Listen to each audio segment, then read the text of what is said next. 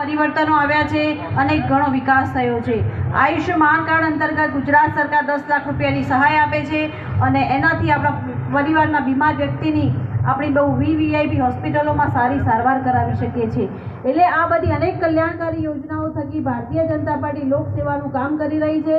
અને મારે તો 36 કોમના સમાજને સાથે લઈને ચાલવાનું છે। મોદી સાહેબનો જે મંત્ર છે સૌનો સાથ સૌનો વિકાસ, બધા સમાજને સાથે લઈને આપણા બનાસનો સર્વાંગી વિકાસ થાય એની મારે વિશેષ ચિંતા કરવાની છે। દરેકે દરેકનું ભલું થાય, બનાસના જિલ્લાના છેવાડાના દરેક માનવીનું કલ્યાણ થાય, આપને ગૌરવ થાય એવા મારે બનાસના વિકાસના કામો કરવા છે। મહેનત મારો સ્વભાવ છે એટલે મહેનત કરવામાં હું કોઈ પણ કચાશ નહીં રાખું અને સેવા મારા સંસ્કારમાં રહેલી છે। મારે આપણા બનાસકાંઠાને બેસ્ટ બનાસકાંઠા બનાવવા માટેના મારા અનેક આયોજનો પ્રયોજનો વિઝન છે।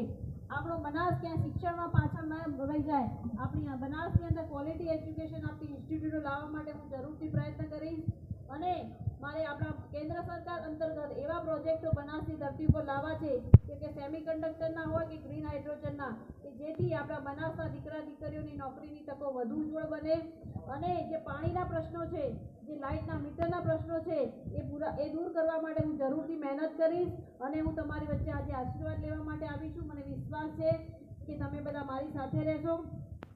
ભારતીય જનતા પાર્ટીની એક મોટી વિશેષતા છે કે ભારતીય જનતા પાર્ટીના કાર્યકર્તાઓની મહેનતથી ચૂંટણી લડાતી હોય છે, એટલે આપણે બધા બૂથ લેવલ વ્યવસ્થા પણ વધુ મજબૂત કરીએ અને બૂથ લેવલના જે કાર્યકર્તાઓની જે મહેનત, સક્રિયતા અને પરસેવો છે એને હું ક્યારેય નહીં ભૂલું અને આ કોઈ નાની મોટી ચૂંટણી નથી, કોઈ તાલુકા જિલ્લા કે ચૂંટણી નથી, પરંતુ આપણા દેશની રાષ્ટ્રની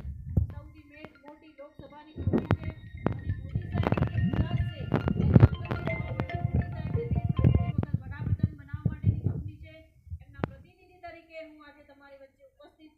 માટે મારી સૌને વિનંતી છે કે મોદી સાહેબને વડાપ્રધાન બનાવવા માટે આપણા બનાસમાંથી પણ ભારતીય જનતા પાર્ટીનો વિજય થવો ખૂબ ખૂબ જરૂરી છે